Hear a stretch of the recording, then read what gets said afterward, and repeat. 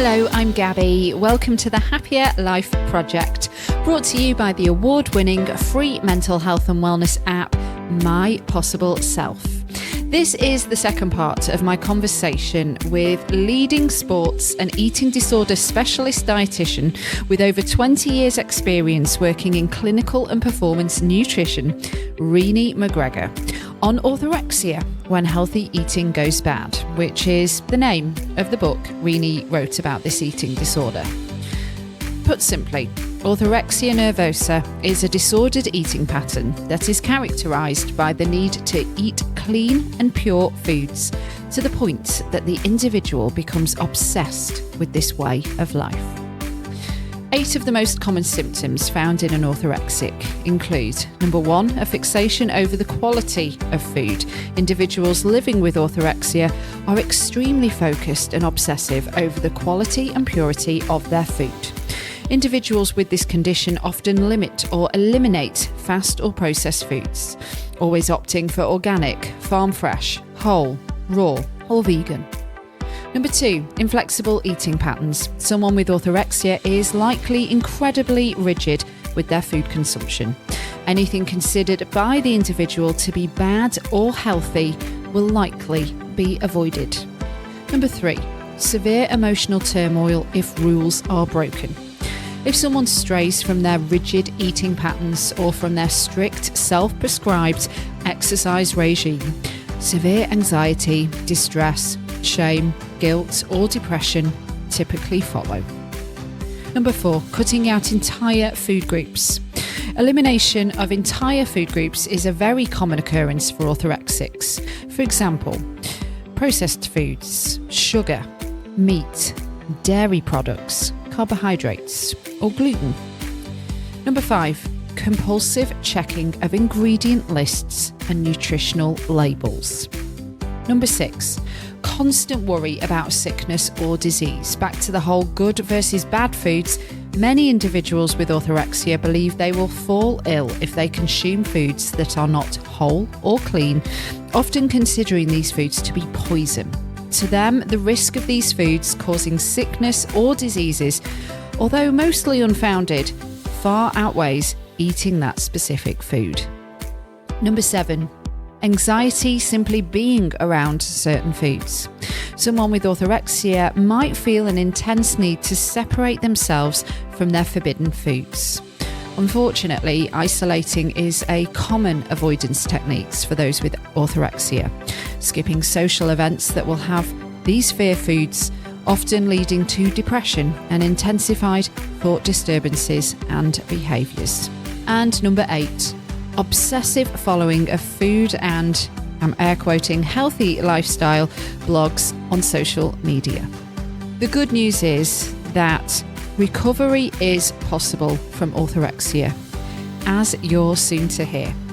And we pick up the conversation with Renee, giving some examples of the most common elimination food groups found amongst orthorexics and the terrible harm that this can do to our bodies. So, ready to find a healthier, happier you? Let's get started. And just to let people get their heads around a little bit more orthorexia, and I'm going to again go back to your book, Orthorexia When Healthy Eating Goes Bad. I really appreciated that you sort of broke down as a way of helping to, I guess, digest the information. You broke down the most typical, I don't know if the right word is motives for restriction, but basically like cutting out carbs, cutting out sugar, going fat-free, gluten-free, dairy-free, plant-based, fasting.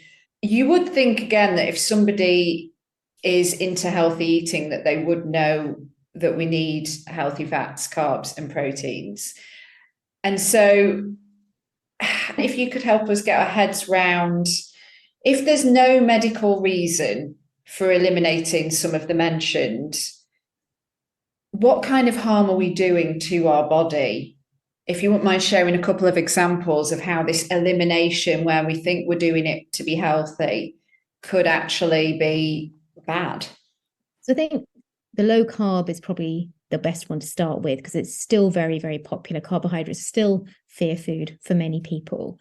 And I think it's really important to understand that carbohydrates are essential for health, in the sense of our body needs carbohydrate to function appropriately. So firstly, our brain needs glucose to work. Our brain doesn't work if it doesn't have glucose. 25% of our energy intake is used by our brain, and all of that has to be in the form of glucose. So fundamentally, if we have carbohydrates, we break them down into glucose, and that can be delivered to our brain. Now, protein and fat can be broken down into glucose, but it's a much more complicated and slower process, and it doesn't deliver as quickly. So firstly, that's a really important thing to remember. The other thing about carbohydrate is it's really, really important, particularly for females, for their hormonal health.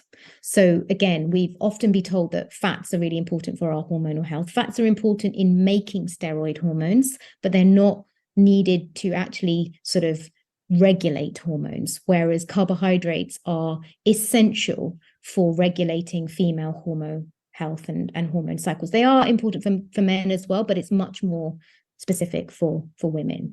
And then the other thing about carbohydrates, particularly if we are focusing on things like your whole grain carbohydrates, what we do tend to recommend 100% is that that's really important for your gut biome.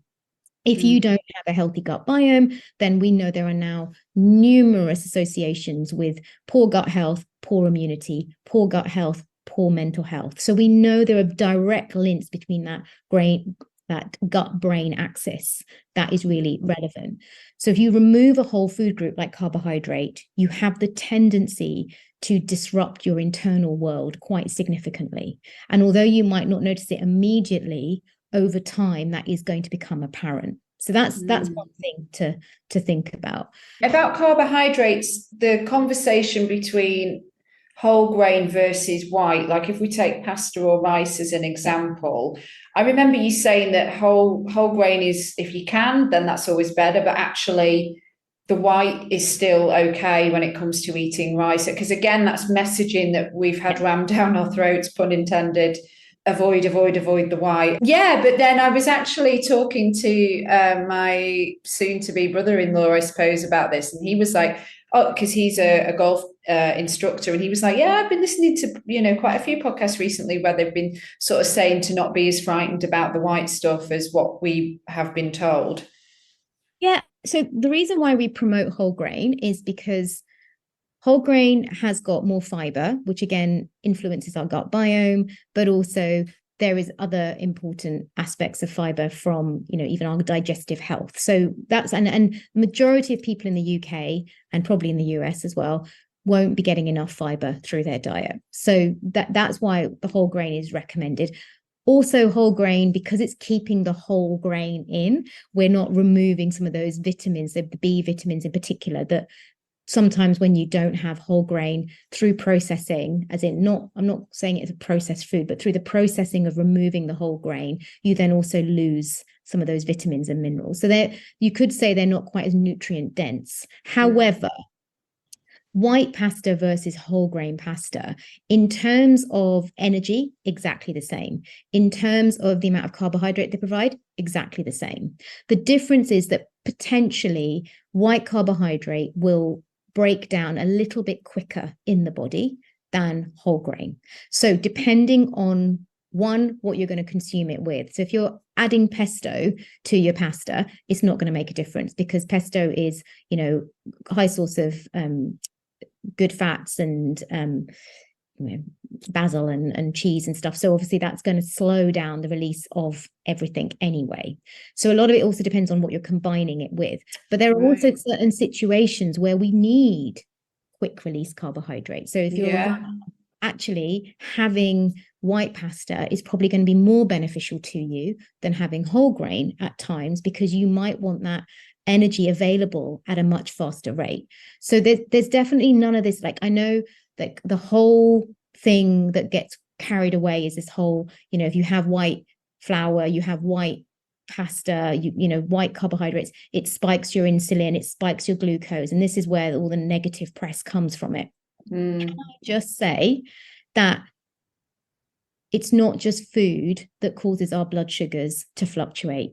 Stress is the number one cause of blood glucose fluctuating. So if you're not eating enough or you're not providing your body with sufficient amounts of energy that it needs, that is going to generate stress. We go back to that cortisol, that stress hormone that's elevated, and that is going to cause fluctuations in your blood sugars. That's why we see people having these big rises. So yes, our blood sugars do change when we eat, but nowhere near as much as people think, because we have pancreases, we have insulin, and the whole role of insulin is to help drop that blood sugar, high blood sugar, and start to absorb some of that carbohydrate back into the body because we need it in that moment. But it also helps us to absorb protein. It also helps us to absorb the fats. That we need that. It's not a bad hormone. It gets such a bad press, but it's not. So yes, the reason why carbohydrates get a bad press is that it's very easy to consume easily digestible carbohydrates like sugar. It's really easy to consume, anything that's got table sugar in it is going to taste good. It's going to basically be probably not that nutrient dense, and it is going to be very easy for us to consume. Does that mean we should never have it? Absolutely not.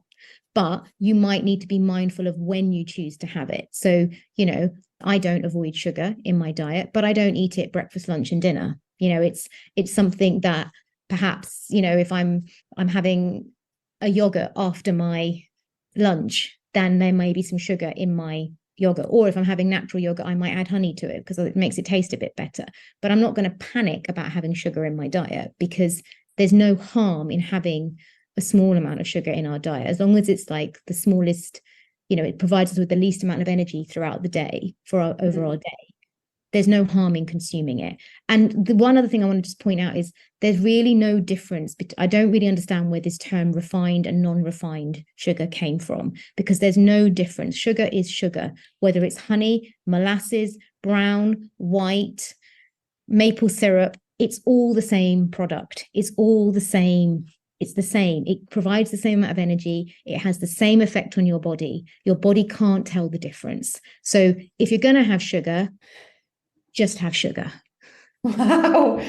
Again, you're blowing my mind, really, because I guess we are just so conditioned, aren't we, that we just accept it. And I suppose it's like anything. And you say to make a habit, you've got to do it every day, right? And I guess it's the same with messaging. If we're like seeing it every day, we might not even know that we're absorbing it, but then it suddenly becomes a belief. Like you're the perfect person to ask about this, actually. There was a diet plan that came out, and it was quite a few years back, a lot of years back, I think, where its whole thing was don't eat proteins and carbs at the same time. So I can see you smiling. So like you do proteins and vegetable one day, and then the next day you do your carbohydrates and vegetables. I can't even remember the name of the diet plan.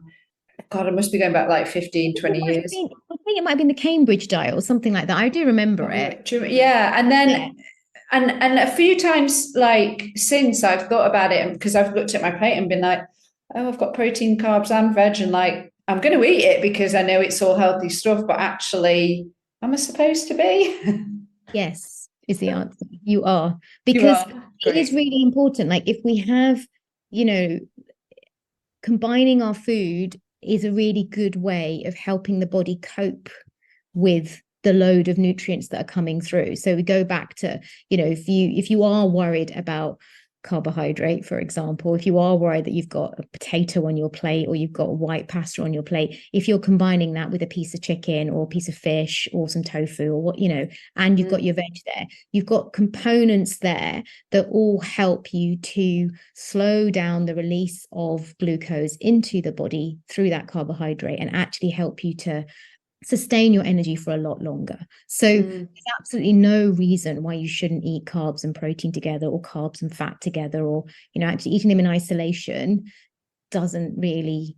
The way I think one of the best ways to look at it is that the human body is a series of chemical reactions that are constantly going on at the same time.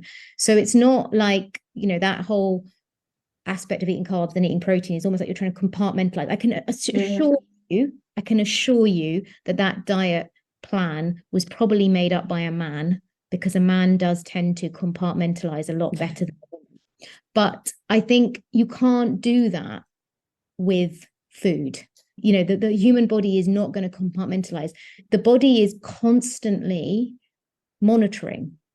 As we sit here talking, whatever we have consumed for breakfast this morning, our body has kind of worked out what it's needed. It's directed the nutrients to our brain and to muscles and to whatever else our body needs to do today.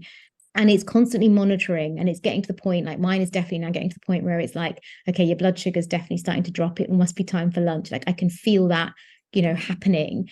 And it's telling me it's time to eat again. Your body needs fuel again. So the human body is constantly in charge. It knows what it's doing. And I think we had this conversation last time. We just choose not to listen. We're so obsessed with external cues and the media. We're frightened to listen. Because like, what if we're on the fasting diet and it's like the next day and it's 11 a.m., but we're supposed to fast until 12 or 1? We ignore what our body's saying, right?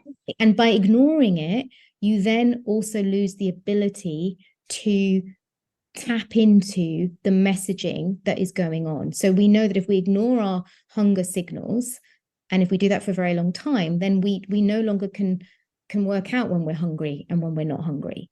So, it's really important to try and go back to basics, which is responding to your body. As I said, a few minutes ago, if you respect and nurture your body, if you nourish it properly, it works for you. It's when we decide that we need to control it, when actually the body is in control. It knows what it needs. It knows what it wants. It's constantly telling you, sometimes when I'm working with individuals that do have severe anorexia, for example, they'll constantly talk about this anxiety.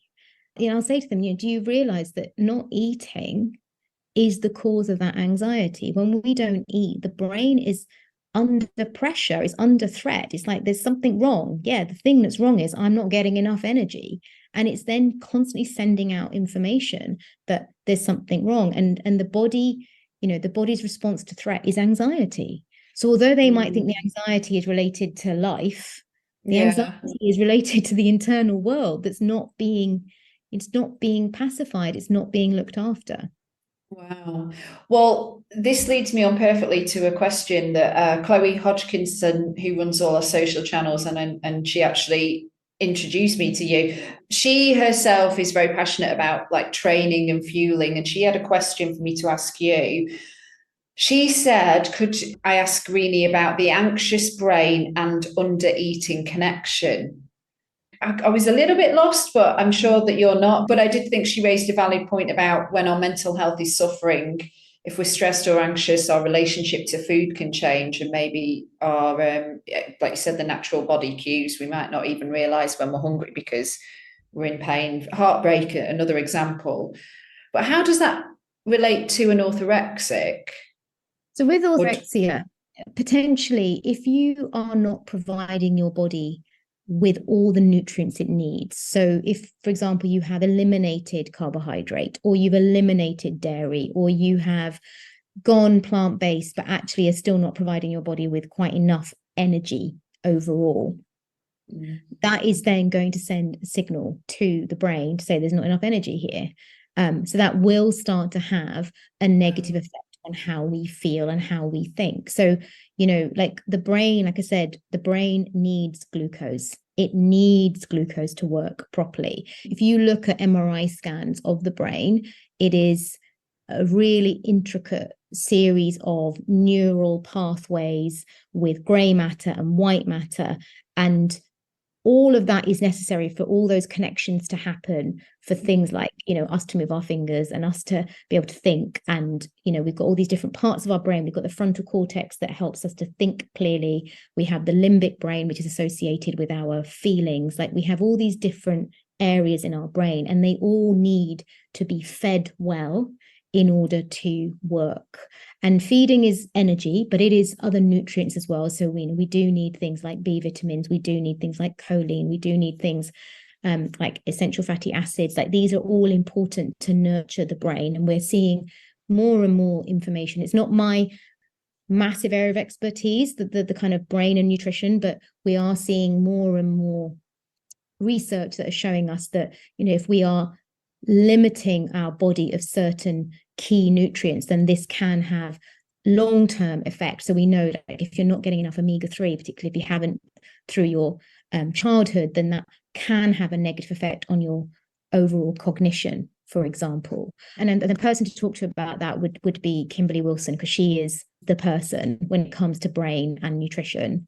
And I'm always learning from her. But when it comes to what Chloe's asking, so when your body is fundamentally in low energy availability, where there's not enough energy for the body to fully function properly, so it's got enough to do activity, but then there's not enough left over to do the biological function, and the brain being one of those key aspects of biological function, then it means it's not getting the nutrition it needs. So as I said, it will generate this sense of anxiety because it's under threat, that there's something wrong.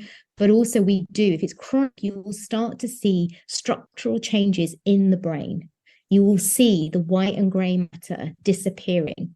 And that then means that those connections and those neural pathways can't happen as efficiently. So this is why sometimes you can't think clearly. This is why your mood starts to become affected, because again, the receptors in the brain change. So you can't absorb the serotonin, the tryptophan, the estrogen, the things that we need to feel good.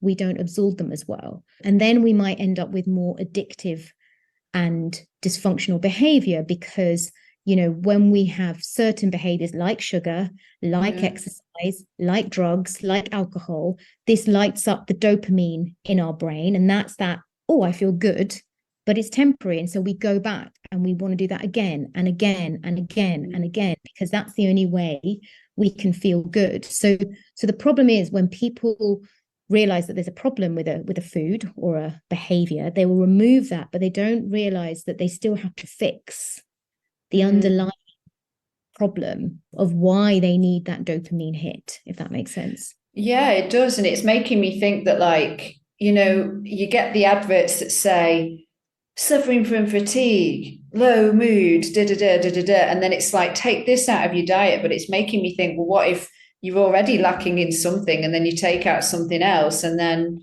I can see why you can go down a very dark path with all this stuff, thinking that you're actually self-improving, self-healing or whatever.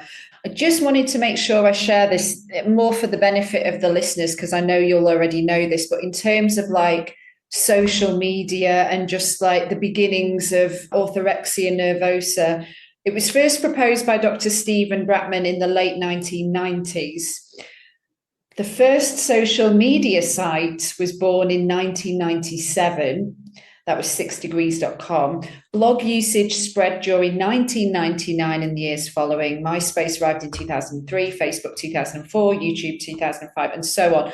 I mean, talk about hand in hand.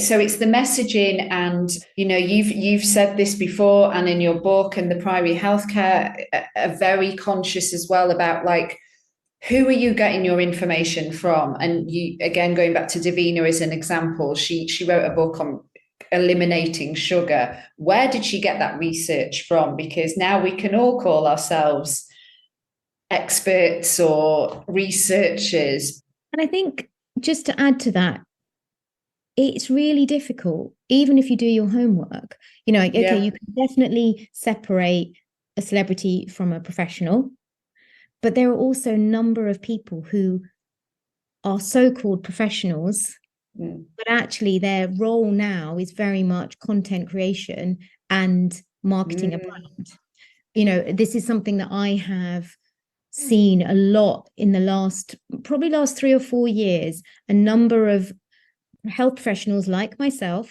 people who have got the title but don't tend to have the experience. So not me, obviously, because I do have the experience. I don't tend to have the experience, and have decided that this is where they're going to set their business up. So they may well qualify as a medic, they may well qualify as a dietitian, they may well qualify as a nutritionist or whatever, but they don't go and do the work. So from my point of view, I started life off in 1999 as a dietitian that basically worked on the wards in the NHS for several years, working with all sorts of illnesses and clinical conditions. And then over time, I then did further degrees and moved into sports nutrition, but again, have had all these amazing opportunities working in the field of play with teams, with athletes, and then, you know, consequently I've now got my own consultancy. And it's actually in the back of, it was actually the publication of Orthorexia that was the first time I went and joined Instagram, because I was encouraged by my publishing company to have a public profile on social media, which I'd never had before. So I didn't know anything about social media before 2017. Like, that was when I joined, and kind of wish I'd never had. But anyway, that's a different But obviously from that, I've then become this voice of reason that a lot of people. Yeah. You've given me permission to enjoy having a cup of tea and toast. Well, that's great. But I think we have to be really careful. There are other health professionals, and I say that with real caution, but people who have the label but have probably never done the work, because their job has always been content creation. So the difficulty and the danger with that is, one, is that they are still basing their information on theory rather than actual human interaction and human behavior and human understanding, you know, Yeah. reasoning. And two, that they're still very much fixated on promoting their brand. Their brand is their income. So that is what they have to do. So then they don't always have a moral compass. And that terrifies, because how does somebody young, how does somebody who doesn't have a clue, you know, you can kind of, one thing there's something about saying, okay, well, I won't listen to that celebrity because she's a celebrity. But if you're looking at somebody who calls themselves a medic on social media and they're spouting all this information, how do you know, that they are not okay? You don't. And I think I got asked this question a few weeks ago. I was doing a presentation at Cambridge University, and they said, what do we do? Like, how do we know if someone is credible or not from a health professional point of view? And I said, the only thing I can really say is that health professionals that are respected in their profession are often invited to speak at kind of industry-wide conferences, because their information and their, you know, their knowledge is wanted throughout the profession. So and that was one of the only answers I could give them, fundamentally. Yeah, it still feels very new, all of this. I know we've got to wrap things up, so let's go to recovery real quick.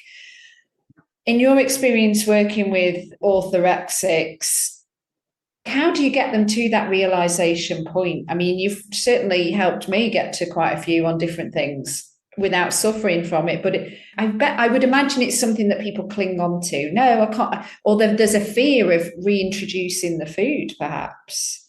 So let me ask you, you've changed your way of eating on the back of some of our conversations. Has anything awful happened? No, not at all. So that's the thing, right? You had a number of beliefs around certain foods, let's say carbs particularly. Well, yeah, because for anybody that didn't listen to our last episode, it's called Strong on the Inside and on the Outside with Renee McGregor. But yeah, we talked about rice because I was in India and doing my yoga teacher training for a month and had rice literally every single meal. Yeah. You had a belief system that you had generated, probably from information that you had received and read, and you know your brain had decided that was something you needed to. Carb fear. Yeah, and yet you trusted, and actually, lo and behold, nothing awful has happened to you. Yeah. So I think a lot of it is about helping people to understand what their beliefs are and where they come from, and then helping them to unpick those, but also then to support them through the change in behavior that's needed alongside. Because unless you change the behavior and realize you no longer need to hold the belief, you're not going to be able to do it. So I think it tends to be a bit of a combination of, often individuals do need to go and have therapy as well at the same time, because as I said right at the beginning, none of this is about food in the grand scheme of things. A lot of it is about that belief system around who they are and what their place is in the world and how they're perceived. So they need to go and do that side of stuff, absolutely. But equally at the same time, we need to help them to improve their relationship with food by myth busting fundamentally. So I often get people to write their beliefs down, and then I say, okay, go and find the evidence that this belief needs to be maintained. And then we can kind of start going through that. And that is kind of how we change it. So it's not quick, it's a slow process, but often by the time people come to me, they are ready to change. They've had enough. They can see that their behaviors are impacting their health. Normally when I say health, they can see it's impacting their life, in that they're not able to fully live. They are existing, but they're not living. Yeah, totally. It's that. So yeah, that's kind of a quick synopsis. Just in terms of myth busting, and you are a tremendous one, I'm so curious now about the whole lentil pasta, chickpea, and again, I can see you smiling, like cauliflower pizzas instead of do we need to be trading regular pasta for one that's made from like chickpea flour or lentil flour? No. Please ditch the cauliflower pizza. It can't be called pizza if it's made from a cauliflower base.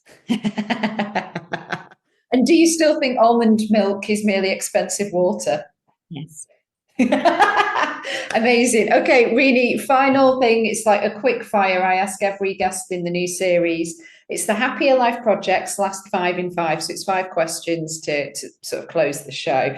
And just thank you again so much for just being, and I would call you a guru. Well, I don't know. I don't like being that term. I know. It's a lot of pressure to live up to, isn't it, guru? Yeah. Okay. When and where are you at your happiest? In the mountains. What's your favorite thing to do that nourishes your mental health? Probably going up high. So running, hiking, just being outdoors. Yeah, being outdoors in the green space is really important for me. What piece of advice do you now know that you'd have wished somebody would have told you earlier that would have made you a happier person? There's nothing wrong with you. What is the most important one thing that needs to change to make the world a happier place? It's never going to happen, but I wish we could just eliminate social media. And finally, what is a simple, actionable step we can take when it comes to healthy eating without it tipping the scale into something unhealthy that will help us all on our quest to building a happier life? I tend to work on an 80-20 rule with most things, but also with food. So I will eat nutrient-dense foods 80% of the time, and then 20% of the time I'll have whatever I fancy. And that seems to be a really good way of keeping balance. Awesome. Thank you so much, Renee. For more on you, your website is reneemcgregor.com for more on you and all that you do, which is so much. Yeah, thank you again for 2 episodes, Renee. We've got 2 under our belt. Thank you so much for having me.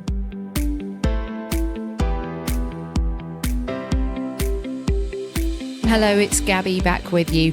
Thank you again to the wonderful Renee McGregor for being so generous with her time so that we could make 2 episodes exploring orthorexia when healthy eating goes bad. And thank you to you for listening to this very episode of the podcast. Now for the important housekeeping. If you are suffering with your mental health, there is a crisis button on the My Possible Self app, which will signpost you to the correct information for immediate expert advice. Those of you who are listening on one of the podcast platforms, the My Possible Self app is completely free to download, so you don't need to worry about it costing you anything. If you are in crisis or you think you may have an emergency, please call your doctor or the emergency services immediately. The views expressed in this podcast are solely those of the interviewer, which is me, and the interviewees. The content of this podcast is for informational and educational purposes only and should not be considered as a substitute for professional or medical advice. The Priory Healthcare are not involved in the production or content of this podcast.